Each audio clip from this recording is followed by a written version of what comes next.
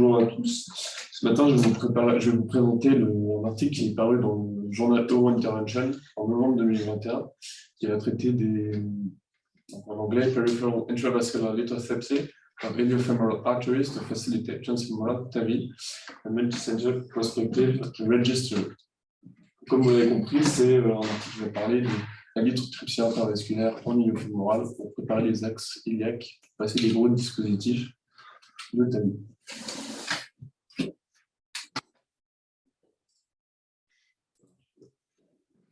Donc, pour mes collègues qui ne sont pas forcément de la spécialité, j'ai mis une petite image de rappel pour voir comment ça fonctionne la lithotripsie intravasculaire.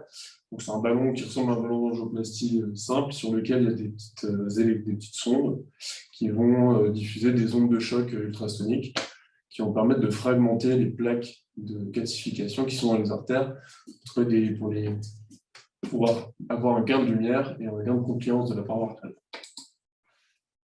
Ils ont fait ce registre dans un contexte du fait que les calcifications iliofémorales sévères peuvent contre-indiquer des procédures percutanées transfémorales de TAVI, avec des voies accessoires qu'ils utilisent comme les voies axillaires ou les voies sous-clavières qui sont plus promptes à avoir des complications. On remarque que la lithotripsie intravasculaire est utilisée de manière croissante en coronaire et au membre inférieur, avec des ballons qui vont jusqu'à 7 mm de diamètre, donc on pourrait utiliser en iliofémoral. Et que depuis 2017, où ils ont fait la première fois l'utilisation de l'IVL, ils n'ont pas eu d'études prospectives sur l'avantage de l'utilisation systématique de l'IVL pour réduire la proportion d'axes accessoires et pour n'utiliser que du transfémoral. Donc l'objectif de cette étude, c'était de faire un registre prospectif dans 6 centres européens à haut volume pour apporter l'adoption en pré-traitement de l'axe iliofémoral lors des procédures de TAVI, et d'étudier l'efficacité et la sécurité de l'IVL lors de la préparation de ces axes. Donc, pour le recueil de données, ils ont fait un recueil qui est prospectif entre janvier 2016 et décembre 2020 sur toutes les procédures de TAVI. Sur les 600, ça représente à peu près 3700 procédures. Dans ce registre, il n'y a que 108 procédures qui ont été incluses pour évaluer le pré-traitement en IVL. Pour qu'ils soient inclus, il fallait qu'ils arrêtent rétrécissement de valves aortiques serrées, des calcifications sévères des artères périphériques. Et enfin, il fallait faire une analyse détaillée de l'angioscanner chez les patients avec calcification sévère, considérée comme accès fémoral non standard, c'est-à-dire avec des complications possibles. Sur la procédure elle-même, on avait 2 cas. On avait soit l'IVL en systématique, où il faisait la ponction et il préparait directement l'artère, soit en sauvetage, quand ils n'arrivaient pas à monter l'introducteur ou les dispositifs de largage de TAVI. C'était à l'appréciation de l'opérateur à chaque fois. Ils se sont basés sur la sévérité des lésions, donc les sténoses, les longueurs de sténose, les circonférences, les tortuosité des iliaques. Pour ce faire, ils ont mesuré l'aire de la section transverse, mesuré les lésions, les sténoses, le degré de calcification et la circonférence de calcification, le diamètre et le pourcentage de sténose. Ils rapportent dans ce registre qu'à chaque fois, ils ont utilisé, dans la majorité des cas, ils ont utilisé un guide de protection 0,18 en ponction soit contralatérale, soit en ponction radiale gauche. C'est-à-dire, qu'est-ce que... Donc, ils mettaient un guide 0,18 en parallèle dans la fémorale qui fonctionnait. Je pense que c'est surtout pour se protéger en cas de problème de sémioraux par ponction ou en cas de rupture iliaque. Ils avaient un autre guide sur lequel ils pouvaient passer en bas. Ils n'expliquent pas vraiment pourquoi, mais ils appellent ça un guide de protection. Donc c'est par une autre d'abord. Voilà. En fait, il y a toujours 2 fonctions quand ils utilisent ces 2 guides. Pour certains centres, sur les fermetures percutanées, ils utilisaient des ProGlide, et pendant qu'ils utilisaient ces ProGlide, ils gonflaient un ballon à basse pression pour resserrer les fils de suture au moment de la fermeture, et si ça ne marchait pas, ils utilisaient les stents couverts. Le traitement par IVL, s'agissait donc. Alors, certains opérateurs faisaient une prédilatation avant d'utiliser l'IVL, après avoir mis les ProGlide, bien entendu. Ils ont utilisé majoritairement des ballons Shockwave M5 de 7 mm. Soit ils faisaient une ponction rétrograde avec un introducteur court de 10 French, soit en crossover avec un introducteur de 7 F de 45 cm. Une inflation de 3-4 bars pendant 300 impulsions. Ils ont utilisé la totalité des cycles des ballons d'IVL à chaque fois, quasiment chaque fois. La post-dilatation au ballon non compliant classique était à l'appréciation de l'opérateur. Et le sauvetage, on considérait une procédure de sauvetage si on avait la possibilité de montrer soit l'introducteur, soit le système de largage.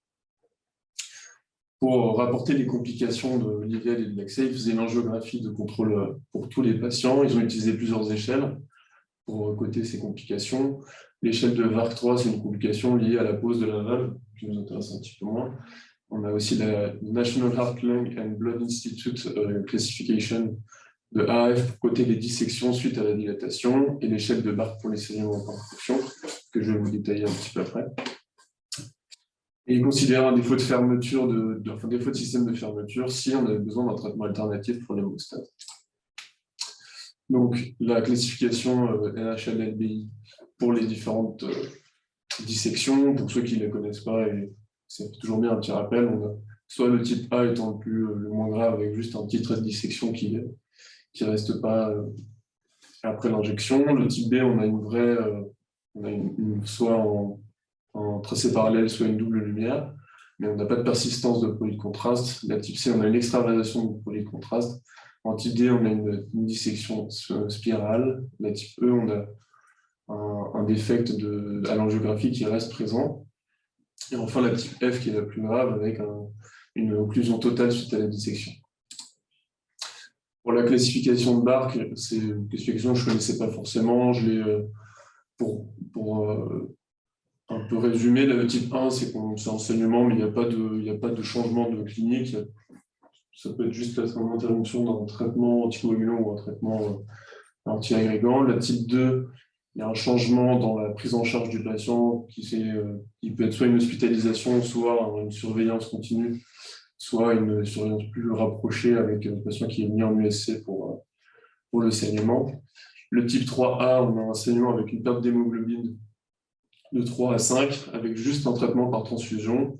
Et c'est à partir du type 3B où on change vraiment la prise en charge avec une prise en charge soit chirurgicale, soit réanimatoire, avec un saignement qui devient quand même plus grave. Après, les autres types, c'est des types 4 et 5, c'est pour les défaillances hémodynamiques. Je ne suis pas sûr que cette classification soit bien adaptée au segment du point de ponction. Je suis assez d'accord. Je pense qu'elle est utilisée aussi pour si jamais ils font des perforations du PKZ. Ouais, parce qu'en fait, le point de ponction, ça concerne surtout 1 et 2, et non pas ensuite 3 et 5. C'est vraiment des choses un peu différentes. Pour les résultats de TAVI, ils ont comptabilisé la mortalité intra-hospitalière, le succès de largage fort, la transfémorale et le bon positionnement de la valve, sans fuite aortique supérieure modérée de l'échographie de contrôle. Donc, sur la population qu'ils ont étudiée, on a un diamètre moyen d'artère qui est traité de 9,1 mm, avec dans proportion les iliaques primitifs qui sont traités dans 32% des cas, tout l'axe iliaque dans 45% des cas et l'axe iliaque externe dans 15,7% des cas. Une remarque, je trouve que c'est beaucoup, 9,1. Oui, surtout vu la taille du ballon. Après, on remarque dans les caractéristiques des lésions, on a des sténoses qui sont, du coup, les artères ont plutôt des diamètres de 4,6. Parce qu'ils ont mesuré comment? Est-ce que c'est à hauteur ou est-ce que c'est inner le diamètre des artères? Parce que 9,1 pour les artères iliaques connues, c'est déjà beaucoup. On est plus souvent autour de 8. Et les iliaques externes, on est souvent autour de 7. Exactement. Alors, ils ne décrivent pas du tout comment est-ce qu'ils ont fait leurs mesures. Ils ont juste qu'ils ont fait un jeu scanner avec des reconstructions 3D, qu'ils ont mesuré les tiers de section transverse, le devis. Mais sans décrire la méthodologie. Absolument. Il n'y a pas de critères clairs. Et donc, on a très peu de fémorales communes qui sont traitées avec 6,5% de fémorales communes. Donc là, pour reprendre, donc, comme je vous le disais, donc, les lésions, donc, le diamètre des lésions cibles était de 4,6 en moyenne, avec un degré de sténose de 50%, ce qui est pour moi avec les iliaques de 9,1. Voilà. Quand il passe de 4,6 à 9,1. Après, je pense que l'alternative, c'est 9,1. Et la lésion, tu sais, le diamètre dans la sténose est de 4,6. Le linéaire résiduel. Ouais. C'est pour ça que le ballon de 7 est un peu efficace. Donc, ils ont fait une prédilatation dans seulement 17,6% des cas, avec un assez petit ballon quand même. Prédilatation avant l'IVL.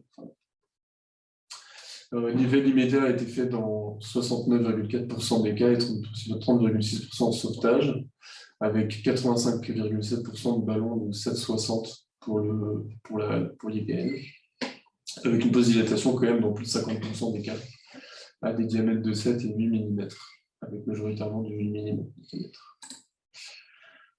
Bon, là-dessus, ce qui m'a un peu attiré, c'est qu'on remarque que la sténose résiduelle après traitement par l'IVL, elle est de 25%, avec une sténose qui était cotée à 50% en pré-traitement en moyenne. Donc on n'a pas un résultat, on a juste une baisse de 50%, et puis ce qu'on remarque aussi, c'est qu'en fait la sténose résiduelle a été recueillie juste par estimation visuelle de l'opérateur, sans qu'il y ait vraiment de critères durs de mesure sur les angiographies. C'est une remarque importante parce qu'on considère comme échec de la préparation, quand il y a une sténose résiduelle de 30%. On n'est pas loin. Voilà. Et puis sinon, aussi une petite information intéressante, on voit un peu la taille des introducteurs qu'ils utilisent pour poser les tavilles, 14 et 16 French. On n'est pas loin de ce qu'on a en EVAR.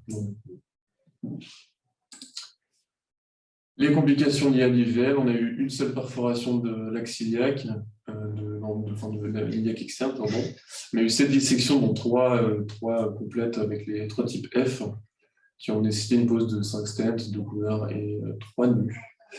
Alors, ils ont fait une seule analyse statistique dans ce recueil sur les dissections. En fait, ils ont comparé les dissections post-prédilatation et celles qui sont liées à l'IVL seul. Donc, on avait 4 dilatations post-prédilatation, dissection, pardon, seulement, contre 3 seulement avec l'IVL, et donc, c'est vrai que c'était statistiquement significatif avec une différence. Donc, et ils tirent une petite conclusion à la fin en disant que la prédilatation n'est pas forcément utile. Il y a un plus de nombre de dissections, mais on est quand même sur des très petits échantillons avec parce que 4 patients sur ceux qui ont été prédilatés, ça fait 17%, donc c'est à peu près un peu moins de 20 patients. Ça, c'est le tableau qui récapitule les complications d'accès. Donc, il recueille quand même quasiment 20% de saignement, alors que vous disait type 1, 2, et 3. Il y a eu quand même presque 10% de... Ça, c'est le saignement pour la ponction. Hein. Ouais. Il y a 20% de saignement important quand même. Oui. Pas important, mais quand même, qui peuvent aller jusqu'à de la transfusion. D'accord. Le 3A, donc c'est inférieur ou égal à 3A, c'est une nécessité de transfusion.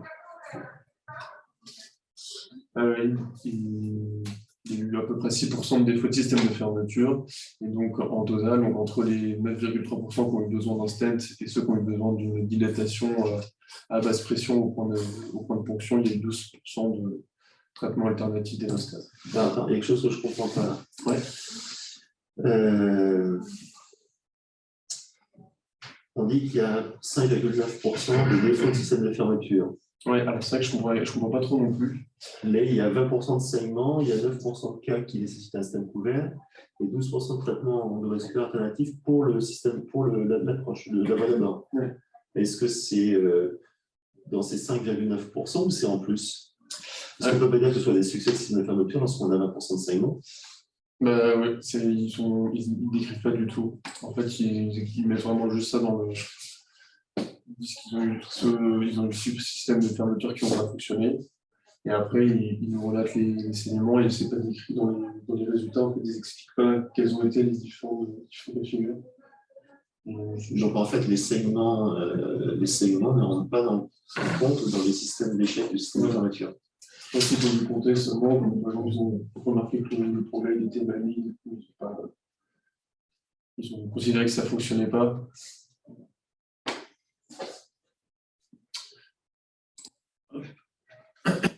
Bon. Ce qu'on remarque dans cette série, c'est que c'est la plus grosse série sur l'IVL iliofémoral dans la pose de talis, avec un succès de pose de 100%, donc ce qui était quand même leur objectif. L'objectif, c'était de traiter l'axillaire pour pouvoir poser les valves sans qu'il y ait de complications majeures. En s'appuyant sur le fait que l'IVL avait prouvé son efficacité et sa sécurité en utilisation coronaire, qu'on commence à l'utiliser aussi en membre inférieur et que ça devient de plus en plus... Il y a un essai randomisé récent qui prouve qu'on a eu un meilleur gain de lumière et moins de pose de stent dans les résultats à 30 jours d'une étude, dans l'étude Disrupt PAD 3. que l'enjeu, c'est d'avoir une compliance suffisante des iliaques pour le passage du dispositif chez des patients aux artères très calcifiées, chez qui on n'aurait pas proposé cette intervention. On a une expérience qui est multicentrique qui fait croire qu'on peut du coup avoir une approche transfémorale dans 95 à 87% des cas. Et donc, justement, chez les patients chez qui on aurait récusé, on peut augmenter la proportion de patients qu'on traite en endovasculaire, qu'on traite de manière non chirurgicale. Il y a une information que je ne savais pas qui m'intéressait, c'est qu'il recommande une lumière du minimum de 1,25% du diamètre externe de l'introducteur sur des artères calcifiées tortueuses, alors qu'on pourrait satisfaire de 0,75% sur des artères saines et qui sont pas extensibles dans une. Donc, comme sur les introducteurs de 14 et 16 French, on est quand même sur des gros diamètres, comme on disait sur les idées qu'on a des gros diamètres. On remarque qu'il y a quand même une limite de taille de 7 mm sur des ballons d'IVL. On n'a pas plus gros pour l'instant sur le marché, donc ce qui peut poser problème sur des iliaques de diamètre important, et notamment ici, on a quand même des gros diamètres. Avec un rapport des angiographies de contrôle avec un gain minime de lumière, donc seulement 25%, mais presque à 30%, pas plus de 30%. Donc probablement on parle du fait que c'est des petits ballons, mais comme l'objectif de l'étude c'était le passage du dispositif de TAVI, c'est pas si important. Ce que j'ai remarqué, c'est qu'on a des sténoses qui sont étendues jusqu'à la fémorale commune et des calcifications sévères de la fémorale commune qui restent des contre-indications à la ponction fémorale. Et en effet, dans ce registre, alors il parle d'accès idio-fémoral dans le titre. En fait, il y a uniquement, ils ont que préparé les iliaques en percutané. Tous les patients qui avaient des triplés fémoraux calcifiés ont été traités chirurgicalement. En fait. Et ils ont confié ça aux chirurgiens vasculaires. Donc, on ne peut pas vraiment parler de pré-traitement de la fémorale commune. Il s'accorde pour dire à la fin de cet article qu'il faut faire une analyse complète du scanner avec des reconstructions 3D pour préparer le geste et qu'il faut un plan de secours en cas de rupture de dissection, de saignement par angioplastie, par baffusion ou stent couvert. Donc il se prépare quand même au pire avec justement ce guide de protection. Dans la majorité des cas, et ce qui est contraire à la routine des patients qui sont beaucoup compliqués, qui prennent quand même des précautions en plus. Et alors il y a aussi une phrase dans cet article où ils disent que le guide 018 peut être un guide qui facilite le passage des iliaques. J'ai un peu de mal à comprendre parce que pour poser des TAVI, je pense qu'ils utilisent des guides extensifs comme nous, qui doivent quand même déjà bien entendre les iliaques, et d'avoir un guide 018 en parallèle, je ne pense pas que ça apporte un support majeur. Je ne sais pas s'ils ont fait une technique de téléphérique pour un peu tirer sur les iliaques. Ils n'en parlent pas du tout. Les limites de ce registre, de cet article, c'est que c'est pas un essai randomisé, mais que c'est seulement un registre. Je crois que c'est la limite majeure. On peut se poser la question d'une technique de dilatation par ballon non comprimant d'emblée, sans utiliser d'IVL, qui est moins cher. Alors, ils la remettent en cause par le nombre plus important de dissections post-prédilatation. C'est sur des trucs qui c'est aussi à modérer. Et il relate une mortalité intra-hospitalière élevée par rapport aux essais récents sur la pose de TAVI, avec une mortalité qui est à moins de 1% en général, alors qu'eux, ils sont à 2,8%.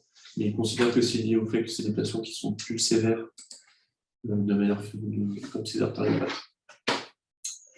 Donc, pour conclure, l'IVL permet d'étendre la sécurité et l'efficacité des indications du TAVI transfémoral chez des patients à calcification iliaque sévère, avec plus de 95% de procédures en transfémorale et moins de 3% de voies accessoires. Et en fait, ils montrent aussi dans leur recueil qu'il y a de plus en plus de TAVI qui sont avec les préparations par IVL et ils ont moins de voies accessoires. Donc c'est un peu leur objectif. Mais ils ont quand même plus de complications moyennes que la population normale.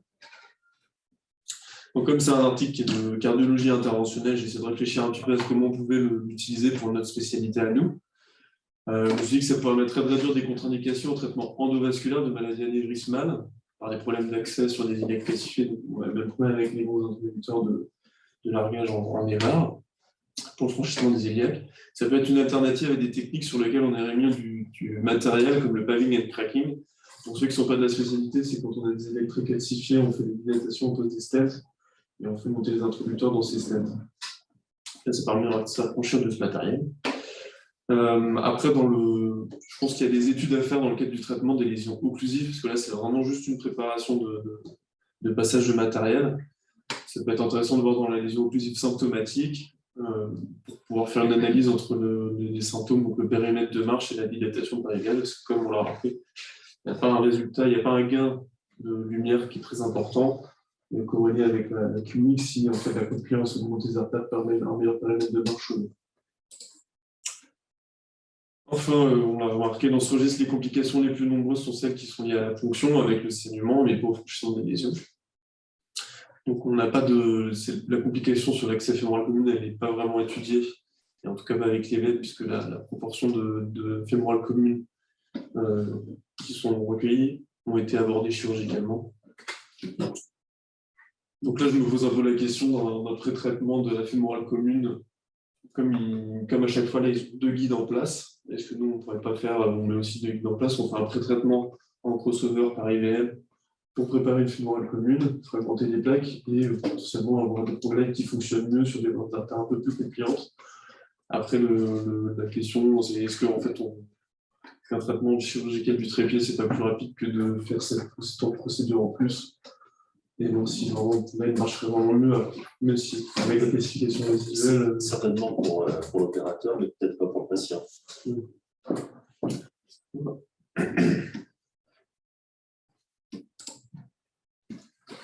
Ok. Des remarques, des questions? Moi, sur le côté application périphérique au vasculaire, il y a 2 choses, je pense. Bon, comme tu l'as très bien dit, il y a l'application à l'aorte pour l'IVA, avec effectivement ce qu'ils décrivent, ça c'est très intéressant. Concernant le périphérique, en fait, il y a 2 choses très différentes. Il y a le côté succès technique de la procédure, c'est-à-dire que ça va permettre un franchissement de la lésion plus facile, effectivement, parce que la plaque va être fragilisée. Et après, il y a la question de l'intérêt de la lithotripsie sur la préparation de l'artère en termes de résultats, c'est-à-dire en termes de perméabilité, de rocellose ou de réintervention. Donc ce travail-là, il répond au côté succès technique de la procédure, c'est-à-dire qu'il va permettre de mieux franchir, de permettre de passer le matériel.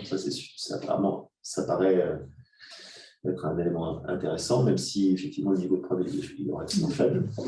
Mais pour l'instant, on n'a pas d'éléments comme quoi la lithotripsie permet, au niveau périphérique, d'obtenir une meilleure perméabilité en préparant mieux l'artère. Il semble que ça prépare mieux l'artère, ça fragilise, ça la rend plus souple, mais on ne sait pas si le fait de la préparer avec la lithotripsie permet d'améliorer le taux de perméabilité à 1 an, 2 ans, etc. Donc ça reste vraiment à démontrer.